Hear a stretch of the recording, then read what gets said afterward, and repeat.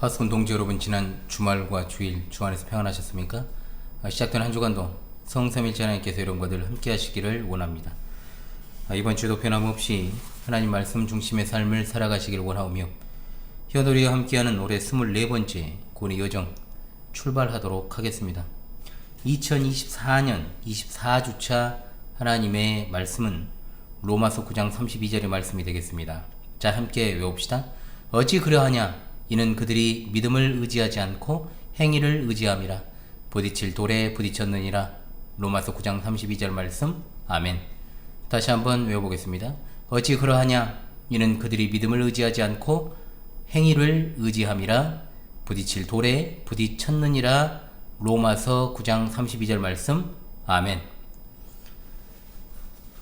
오늘은 남은 자의 구원 6번째 시간, 믿음에서 난 의라는 주제로 이번 주 말씀 해설을 진행하도록 하겠습니다. 오늘도 주어진 본문을 읽고 이번 주 말씀 해설을 진행하겠습니다. 로마서 9장 30절로 32절의 말씀이 되겠습니다.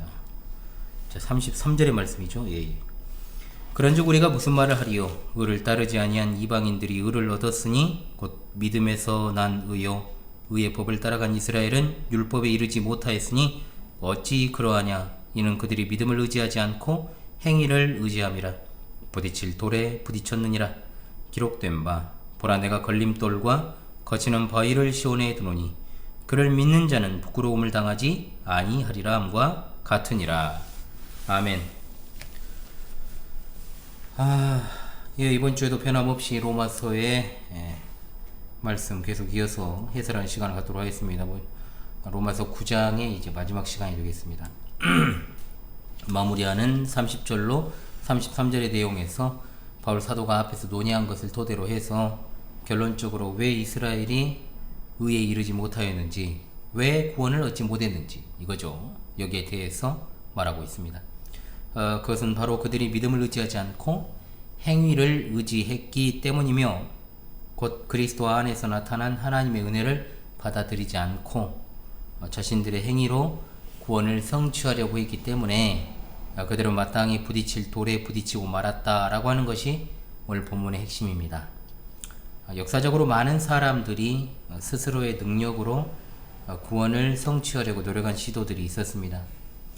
기독교 간판만 걸고 있는 행위구원론, 즉 알미니안 사상에 빠져 있는 자들은 인간의 자유의지를 강조하고 분명하게도 하나님의 은혜를 강조하는 듯 보이지만, 그 하나님의 은혜가 성경이 가르치는 하나님의 은혜와는 다른 방식으로 이해하며 가르치고 있다는 거죠. 즉 하나님의 은혜가 사람에게 구원받는 은혜, 즉 구원에 있어서 실질적인 도움을 줄 수 있는 은혜가 되기 위해서는 사람이 의지적으로 결단을 하고 그 구원의 은혜에 협력하지 않으면 안 된다. 그리고 그 은혜를 유지하려면 인간의 행위가 지속적으로 밑받침되어야 한다라는 식의 왜곡된 복음이 아니죠. 이것이 판을 칩니다. 사실상 십자가를 걸어놓고 십자가를 강조하고 은혜를 주장해도, 복음을 외쳐도 그것은 다른 복음이고, 다른 모든 이방 종교 또는 자연 종교, 자율 종교들과 다를 바가 없는 오히려 복음을 방해하는 잡음이라고 밖에 말할 수 없는 겁니다. 그러나 사람이 구원받기 위해 필요한 의는 사람에게서 나오는 것이 아니라 하나님에게서 나오는 의로만 가능하다라고 하는 것이 성경의 가르침입니다. 복음이란 바로 하나님의 그 의를 우리에게 주실 때 그 의가 우리 것이 되어서 구원에 이르게 된다는 것입니다. 그래서 죄송합니다. 그 온전하신 하나님의 의는 단순하게 믿음으로 말미암아 받아들이는 것으로 그 의를 얻기 위해서 인간이 노력을 기울이는 그런 식이 아닙니다. 그러므로 오늘 본문 30절로 32절에서 가장 중요한 단어가 있다면 뭐냐? 바로 의입니다. 의라는 단어가 몇 번 나옵니까? 4번이 나오지요. 4번이 나옵니다. 해당 본문에서 의는 구원이라는 말과 같은 말로 쓰였습니다만, 좀 더 정확하게 말하면 칭의, 즉 의롭다 하심과 같은 말이죠. 이방인들은 구원을 구하고 있지 않았지만 구원을 발견했고, 반면 유대인들은 구원을 구했으나 발견하지 못했습니다. 그러면 여기서의 중요한 핵심이 바로 두 가지입니다. 첫 번째, 이방인의 구원은 오직 은혜로만 된다는 겁니다. 이방인은 하나님의 율법을 이루려고 진지하게 노력해서 하나님과의 올바른 관계를 추구하지 않았습니다만 하나님과 올바른 관계를 갖게 되었죠. 그렇다면 어떻게 이방인들은 하나님과의 올바른 관계를 갖게 되었을까요? 이방인들은 하나님의 율법에 순종하여 얻는 하나님의 의를 구하지 않았습니다. 분명한 사실입니다. 실제로 하나님을 거부하고 할 수 있는 대로 신속하게 하나님과 그 율법으로부터 떠나고 있었습니다.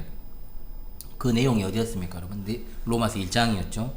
즉 로마서 서두에서 말씀드린 것처럼 계속해서 내리막길 인생을 가고 있었다. 내리막길이 있기 때문에 더 나아지지 않습니다. 점점 더 죄를 많이 짓다가 결국은 옳고 그른 것을 구별할 수 있는 능력조차도 완전히 잃어버리죠. 오히려 그 반대로 옳은 것을 그르다고 하고 그른 것을 옳다고 말합니다. 악을 선이라고 선을 악이라 했습니다. 하나님의 의로운 도덕적 질서를 완전히 뒤집어 버린 것이 바로 이방인들이었습니다. 그런 그들이 의를 찾았다? 참으로 놀라운 일 아닙니까? 그들이 의를 찾은 것은 다름 아니라 그 의가 그리스도 안에 있었기 때문입니다. 그들은 그리스도를 구주로 믿고 있었기 때문에 그리스도 안에서 그 의를 찾은 것입니다. 이것이 바로 전적인 하나님의 은혜입니다. 이것은 마치 재벌 2, 3세대가 선대로부터 재산을 상속받는 것과 그렇지 않고 어떤 개인이 사업을 하여 자신이 벌어서 획득한 것과의 차이와도 같습니다. 상속받은 자는 그 재산을 상속받는 것에 있어서 별로 힘들이지 않습니다. 이방인들이 얻은 의가 바로 그렇지요. 단지 거저주시는 선물로 그 의를 얻은 것입니다. 두 번째, 유대인은 실패했습니다. 31절에서는 오히려 구원을 얻으려고 노력하던 유대인들이 구원받지 못한 사실에 대해서 말씀하지요. 이 부분을 이해하려면 로마서 2장에서 바울 사도가 언급했던 것을 다시금 상고하는 것이 중요합니다. 로마서 2장 17절 이하에 유대인이라 불리는 네가 율법을 의지하며 하나님을 자랑하며 율법의 교훈을 받아 하나님의 뜻을 알고 지극히 선한 것을 분간하며 맹인의 길을 인도하는 자요 어둠에 있는 자의 빛이요 율법에 있는 지식과 진리의 모범을 가진 자로서 어리석은 자의 교사요 어린아이의 선생이라고 스스로 믿으니라고 했습니다. 자, 유대인들의 행태를 말하고 있는 이 말씀은 참으로 사실이 그러했다는 거죠. 유대인은 율법을 가졌고 독실한 유대인이라면 율법을 지키기 때문에 하나님께서 인정해 주심을 바라며 살아갔습니다.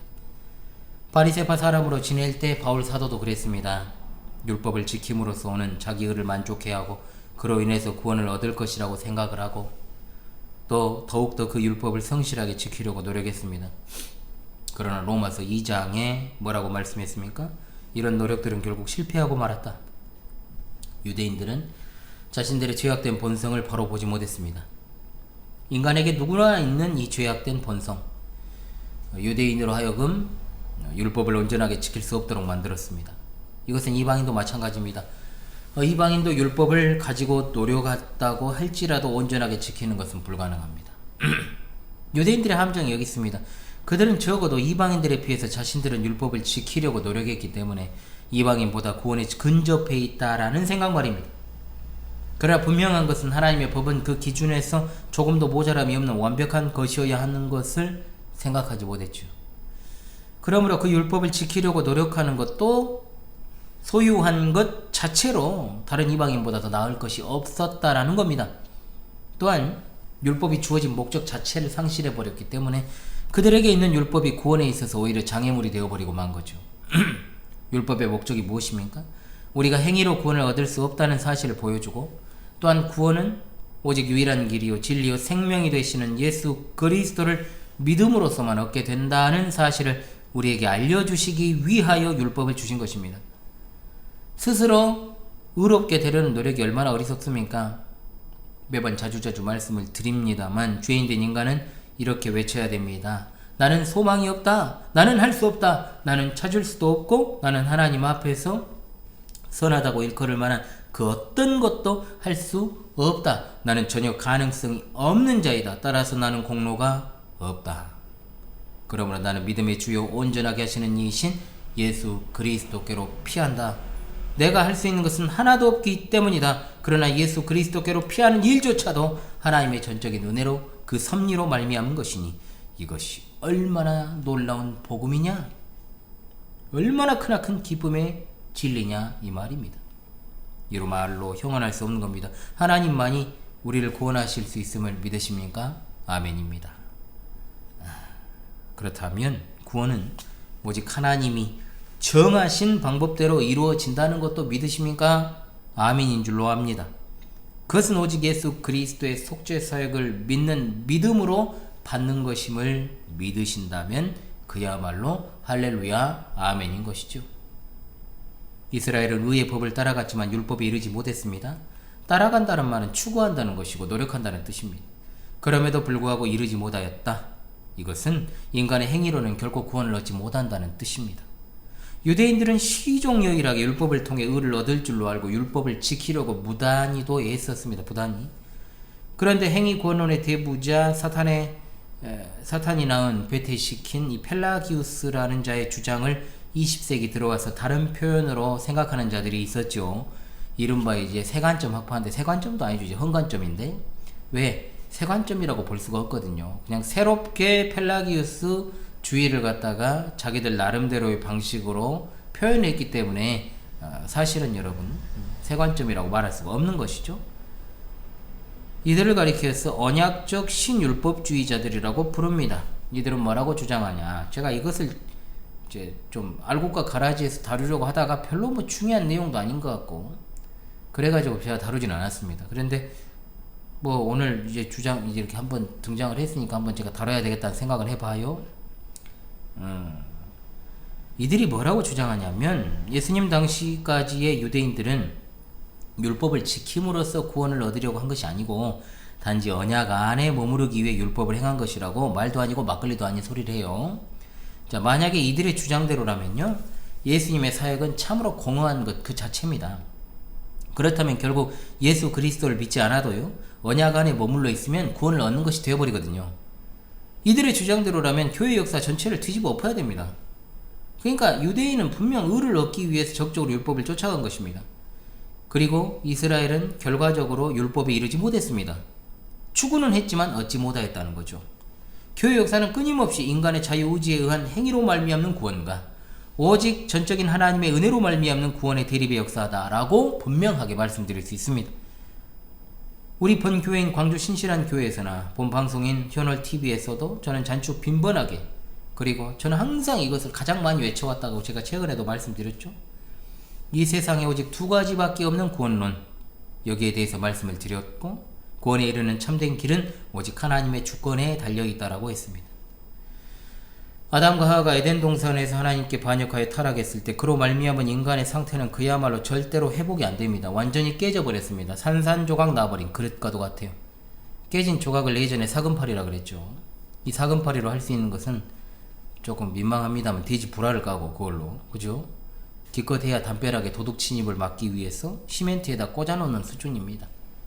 타락한 인간이 그와 같다는 거죠. 하나님과 올바른 관계를 맺는 일에 있어서는 산산조각 나서 전혀 이어붙일 수 없는 깨어진 질그릇과 같다는 겁니다. 또한 그 깨어진 그릇을 결합하려고도 하지 않아요. 이게 제일 결정적이죠. 타락한 인간은 그저 하나님 반대편으로 더 멀리 나갈 뿐입니다. 그러나 하나님께서는 창세 전에 택하신 자녀들에게 예수 그리스도의 새 생명을 담은 새 그릇을 주십니다. 이것은 하나님이 주신 것이기 때문에 깨질 수도 없습니다. 완전합니다. 그것이 바로 하나님의 아들이 소유한 의다 이 말입니다. 그러므로 주께서 사랑하시는 파수꾼 동지들이시여, 그리스도인이라고 믿고 확신하며 이 영상을 시청하시는 여러분이시여, 구원은 우리에게서 나오는 것이 아니라 하나님으로부터 나오는 것입니다. 하나님의 선물인 믿음으로 말미암아 올바른 의를 찾을 수 있고 또한 구원을 얻게 됩니다. 거저 받은 은혜의 선물을 결코 헛되이 하지 맙시다. 당신이 진짜 그리스도인이라면 머물러 있을 수 없죠. 실패한 유대인들과 같이 행위적인 의로 노력해서 구원을 성취하라는 말 결코 아닙니다. 물론 그렇게 할 사람도 없어요. 그러나 그리스도 안에 있는 자로 하나님의 완전한 의를 소유한 자로 머물러 있지 말라는 말입니다. 하나님의 영광을 드러내지 못하고 가린 일을 하지 말라는 겁니다. 어디 가서든 내가 예수 그리스도 안에 있는 자라는 사실을 떳떳하게 자랑스럽게 그것이 나타나야 된다는 거죠. 교회를 다니는 사람이 되지 말고 하나님 보시기에 참된 그리스도인이 되십시오. 그것이 바로 이 놀라운 선물을 소유한 여러분이 바로 살아가는 방법이니까 그렇습니다. 오늘 본문의 마지막 절에서 유대인들이 행위를 의지한 결과 어떻게 되었는가를 알려주는 말씀. 바울 사도는 이스라엘이 예수님을 믿지 않고 예수님을 미워했으므로 구원을 얻지 못한 사실을 애증하기 위하여 사용하는 애가 바로 부딪히는 돌입니다. 바울 사도는 예수님을 가리켜서 부딪히는 돌이라고 부르며 이사야서에서 두 구절을 인용하죠. 그 인용문은 이사야 8장 14절과 28장 16절입니다. 물론 바울 사도는 로마서 9장 33절에서 이 두 인용문을 결합하여 마치 한 인용문인 것처럼 기록합니다. 이사야 28장 16절에 그러므로 주 여호와께서 이같이 이르시되 보라 내가 한 돌을 시온에 두어 기초를 삼았노니 곧 시험한 돌이요 귀하고 견고한 기초 돌이라 그것을 믿는 이는 다급하게 되지 아니하리로다. 이사야 8장 14절의 말씀은 그가 성소가 되시리라. 그러나 이스라엘의 두 집에는 걸림돌과 걸려 넘어지는 반석이 되실 것이며 예루살렘 주민에게는 함정과 올무가 되시리니 라고 했습니다. 이사야 28장 16절 첫 부분과 끝 부분을 인용하고 그 가운데는 이사야 8장 14절을 넣었습니다. 이것이 바로 성경으로 성경을 해석한다는 개혁파 성경 해석의 전형적인 모습이죠. 이사야 8장 14절에서 이사야 선지자는 여호와가 사람들이 거치는 돌이라고 말하고 있습니다. 바울 사도가 강조하는 것은 거치는 돌입니다. 그러나 이사야 28장 16절에 거치는 돌은 하나님이 시온에 두실 한 인물이라는 사실을 분명하게 언급합니다. 즉 이 거치는 돌이 아버지께서 세상에 보내신 예수 그리스도시라는 것을 보여주죠. 돌이라는 말과 반석이라는 말이 둘 다 구원이 오직 예수님께 의존한다는 것을 표현하고 예수 그리스도께 사용이 됩니다. 예수님은 구원의 창조자이시며 구원의 기초이시며 중심이시며 선의 원천이 되십니다. 반석이 주춧돌을 지탱하면서 주춧돌의 틀을 만들고 주춧돌을 튼튼하게 떠받치듯 예수님과 구원의 관계는 반석과 주춧돌의 관계와 똑같습니다. 즉 예수님은 자신을 믿지 아니하고서 하나님과 연합해서 끊어진 사람들에 의해 버림을 받게 되는 거치는 돌이 되시는 겁니다. 이것은 굉장히 중요한 원리입니다. 이사야서에 나오는 구절들은 예수님을 반석과 동일시할 뿐만 아니라 또한 예수님을 여호와와 동일선상에 놓고 보지요. 하나님은 반석이신 예수님을 시온에 세워두심으로 예수님을 하나님의 반석으로 선포하시고 이 반석 위에 하나님의 백성을 세우시는 겁니다. 바울 사도는 여기서 예수 그리스도께서 하나님 되심, 즉 신성에 대한 믿음을 입증하고 있습니다. 자, 이것은 그야말로 유대인들에게 있어서는 선전포고와도 같은 것이다 이 말입니다. 그러면서 바울 사도는 고린도전서 1장 22절에서 25절 예수님과 그 십자가의 복음이 헬라인에게는 미련한 것이요 유대인에게는 거리끼는 것이라고 했습니다. 그러므로 여기서 굉장히 중요한 논리를 발견하게 되는데요. 믿지 않는 자들이 복음에 대해 반감을 갖게 되는지, 왜 그렇게 반감을 갖는지에 대해서 분명하게 알려주고 있기 때문에 그렇습니다. 여러분, 이것은 진짜 우리가 살아가면서 복음 전도하면서 반드시 알아야 될 내용입니다. 첫 번째로 돌은 하찮은 것이기 때문에 그렇습니다. 예화로 든 돌은 예수님의 인성과 낮아지신 상태를 가리키죠. 대부분의 사람들은 유명한 사람들을 만나는 걸 즐거워합니다. 생각해 보십시오. 만일 예수님께서 천군 천사를 거느리시고 구세주의 영광을 찬란히 드러내면서 이 세상에 오셨다면 사람들은 당연히 처음부터 예수님 편에 모여들지 않았겠습니까? 그러나 예수님이 어떻게 오셨습니까? 로마 제국의 변방 식민지에서 가난한 부모에게서 태어나서 의지할 데 없는 아기로 오셨어요. 일평생 가난한 자들 가운데 생활하셨고 그들 가운데 하나가 되는 것을 마다하지 않으시고 기뻐하셨습니다. 예수님이 만난 유력 인사라 해봐야 헤롯과 빌라도 정도, 그마저도 그들 앞에서 신문 받으실 때 만났잖아요. 그야말로 낮고 낮은 모습이죠. 이사야 53장 2절 말씀 그리고 3절까지 더 정확하게 그것을 나타내 보여주는 예언의 말씀. 고운 모양도 없고 풍채도 없은즉 우리의 보기에 흠모할 만한 아름다운 것이 없도다. 그는 멸시를 받아서 사람에게 실어버린 바 되었으며 간고를 많이 겪었으며 질고를 아는 자라고 분명히 예언되어 있습니다. 부딪히는 돌은 에베단 꼭대기에 놓는 돌이 아닙니다. 그것은 그야말로 눈여겨보지 않는 돌, 땅에 그냥 놓여져 있는 돌을 가리키는 것입니다. 두 번째, 복음은 믿음으로 받아야 하기 때문에 사람들은 복음에 대해 반감을 갖습니다. 부딪힐 돌을 잘 기억합시다. 바울 사도가 앞서서 왜 의의 법을 쫓고 있던 이스라엘이 이 의를 얻지 못했는가 묻고 그들의 믿음을 의지하지 않고 행위를 의지함이라고 했잖아요. 즉 구원은 하나님의 선물입니다. 그래서 구원은 하나님으로부터 오는 선물로 받아야지 다른 방법으로 받을 수 없다는 겁니다. 사람은 기본적으로 교만합니다. 교만은 자랑 잘하는 사람이 교만하는 것이 아니라, 교만이라는 말은 항상 하나님께 대한 인간의 태도로 사용이 되었어요, 성경에서. 즉 사람이 교만하다라고 하는 것은 거저 주시는 하나님의 구원에 대해서 인간이 기분 상해한다는 것과 같은 말이에요.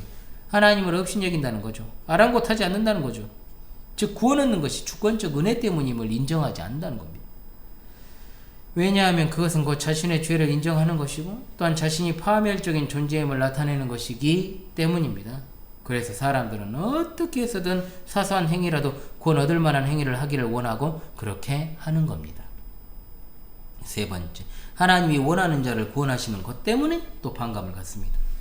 하나님은 주권적으로 선택하신다. 이것이 이제 로마서 9장의 요지였잖아요. 하나님은 하고자 하시는 자를 긍휼히 여기시고 하고자 하시는 자를 완악하게 하시고 거부하십니다. 사실 이것보다도 자연인들이 기독교에 대해 반감을 갖는 것도 없어요. 사실 이것도 제대로 안 가르치지만 대부분이.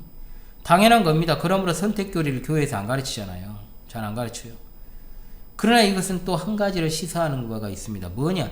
즉 일반 사람들이 이 교리를 싫어하고 많은 교회 목사들이 이 부분을 제대로 설교하지 않는 건 그만큼 이 부분에 나와 있는 하나님의 선택에 관한 교리가 너무나 명백하기 때문에 그런 겁니다. 아시겠습니까? 이해하기 어려운 부분이면 얼렁뚱땅 넘어가도 되잖아요. 그런데 누가 읽어도 명백하잖아요. 그러니까 순종을 못하는 겁니다.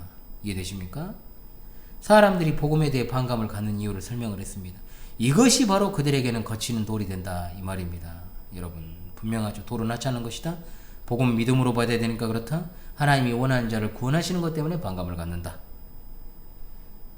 그러나 자연스럽게 질문 하나가 또 등장하죠. 뭐냐? 왜 하나님은 복음에 대해 사람들로 하여금 반감이 들도록 하셨냐 이 말이죠. 현대의 광고 기획자는 이것과는 정반대의 일을 하잖아요. 당연히 할 수 있는 대로 사람들의 마음에 매력적으로 비치도록 노력할 것이요, 필요함을 느끼도록 소위 구미가 당기도록 만들어 사람들에게 광고를 보여주고 상품을 팔게 될 것입니다. 하나님께서 마케팅을 모르셔서 사람들로 하여금 복음에 반감이 들 수밖에 없는 요소들을 넣으신 것입니까? 그렇지 않습니다. 이를 통해 알 수 있는 것은 현대 기독교 복음은 철저하게 마케팅화되어 있다는 것이고, 그 복음을 듣는 사람에게 구미를 당기게 하고 그들의 실제 생활에 필요하도록 실용주의적으로 전달되기 때문에 다른 복음이라는 것. 하나님께 나아가는 길에 교만은 엄청난 장애물입니다. 하나님은 사람의 교만을 낮추시는 일을 합니다. 사람이 병이 들었을 때 그 병을 치료하려면 먼저 무엇부터 해야 됩니까? 그 병을 드러내어서 의사에게 보이는 일이 필요하겠지요. 완전히 부패하고 타락한 인간이 자신의 실상을 알아야 영혼의 의사가 되시는 예수님께 나아갈 수 있습니다. 그것이 바로 겸손이죠. 복음은 바로 그 더러운 환부를 드러내는 일을 하는 것입니다. 그러므로 현대의 많은 소비자 중심의 마케팅화된 복음이 얼마나 하나님 앞에서 무시무시한 다른 복음이라고 하는 사실을 아시겠습니까, 여러분? 이 영상을 시청하시는 여러분, 만일 여러분이 당신이 예수 그리스도를 모시지 않으려 한다면 그분은 당신을 영적으로 넘어지게 하는 거치는 돌이 되실 것입니다. 넘어진다는 것은 영원히 멸망하는 것입니다. 그러나 당신이 그분을 믿으면 예수 그리스도는 하나님께서 친히 세우신 머릿돌이라는 사실을 발견하게 될 것입니다. 오늘 말씀과도 같이 그를 믿는 자는 부끄러움 또는 수치를 당하지 않게 될 것입니다. 이 말은 세상과 사람들에게 임하는 하나님의 마지막 심판날에 꼼짝없이 저주를 당한다는 뜻이죠. 이는 당신의 행위를 낭독하고 하나님의 완전하고 거룩하신 기준에 따라서 그 행위의 악이 심판받는 것을 뜻합니다. 그때가 되면 변호할 말이 없어요. 입을 꽉 다물고 있습니다. 그날에 여러분이 당신이 예수 그리스도 안에 있지 아니하면 반드시 틀림없이 정죄당한다 이 말입니다. 부끄러움을 당하게 될 것입니다. 그날이 오기 전에 당신의 발이 이 반석을 굳게 디디고 서 있는지를 확인하시기를 바라옵습니다. 또한 그날이 오기 전에 이 복음을 들고 선한 행실에 정말로 힘쓰며 전하십시오. 그래서 이방인들이 우리의 착한 행실을 보고 하나님께 영광 돌리는 일이 있기를 소원합니다. 우리 광주 신실한 교회와 이 현월TV 파스콘 동지들께서 복음을 싫어하고 대적하는 세태 속에서 끝까지 바른 신앙을 지키고 바른 신앙에 따라 살아가며 바른 신앙을 삶으로 전하는 성도들이 차고 넘치게 될 수 있기를 간절히 소망합니다. 이번 주 하나님 말씀 해설이 여러분들의 그러한 어떤 신앙의 행로에 티끌만큼이라도 도움이 되었기를 간절히 바라옵습니다. 복음 전도 메시지로 이것을 사용하시면 더 좋지 않을까라고 생각을 해봅니다. 다시금 이번 주 하나님 말씀을 외우면서 이 귀한 로마서 9장의 교훈들을 마무리하도록 하겠습니다. 어찌 그러하냐? 이는 그들이 믿음을 의지하지 않고 행위를 의지함이라. 부딪힐 돌에 부딪혔느니라. 로마서 9장 32절 말씀. 할렐루야 아멘.